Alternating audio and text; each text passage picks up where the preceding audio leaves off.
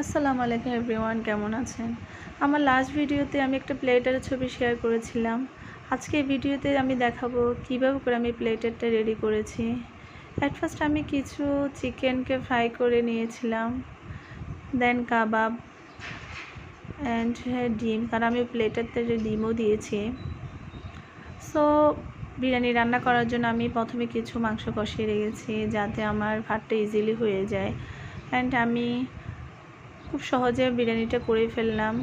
And platter ready করার জন্য আমি প্রথমে প্লেটারটাতে রাইসগুলা নিয়ে নিলাম, দেন একে একে সবগুলা প্লেটারের উপর আমি অ্যাড করব যাতে ডেকোরেশনটা খুব সুন্দর আসে।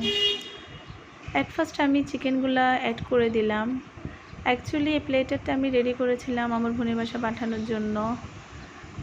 এই প্লেটারটা যখন রেডি হয়ে গেছে, সত্যি এর লুকটা অনেক অসাধারণ আসছে, কারণ এখানে সব আইটেম আমি উপর দিয়ে দিয়েছিলাম যাতে এটা দেখতে অনেক সুন্দর হয় অ্যান্ড সবগুলো আইটেম একসাথে একই প্লেটারে থাকে।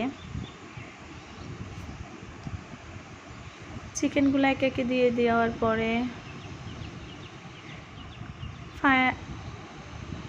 লাস্টে আমি আবারও কিছু চিকেন অ্যাড করেছি। ভেবেছিলাম এখানে কম হবে, কারণ অনেকগুলো চিকেন দিলে অনেক সুন্দর লাগে।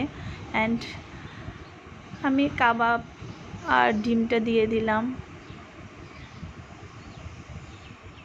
চিকেনের ফাঁকে ফাঁকে ডিমগুলো যখন দেওয়া শেষ আমার, দেন কাবাবটাও অ্যাড করে দিব।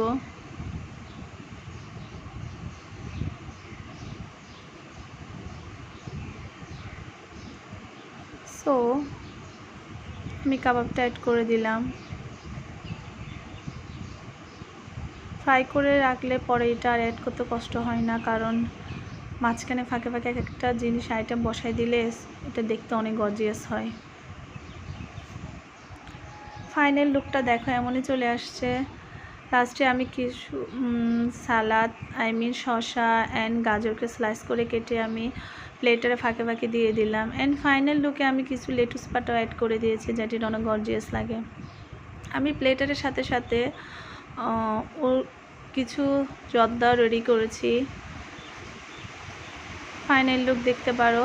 এটা লাস্টে আমি একটা পেপার দিয়ে কাভার করে যাতে সুন্দর চলে আসে। আমি জর্দাও রেডি করে দিয়েছিলাম ওকে বাসমতি চাল দিয়ে, কিছু চিতই পিঠা। অ্যান্ড ফাইনালি আমি ওর জন্য ভেবেছিলাম কিছু নাস্তা রেডি করি। সো আমি একটা নাস্তার প্লেটারও রেডি করে ফেললাম।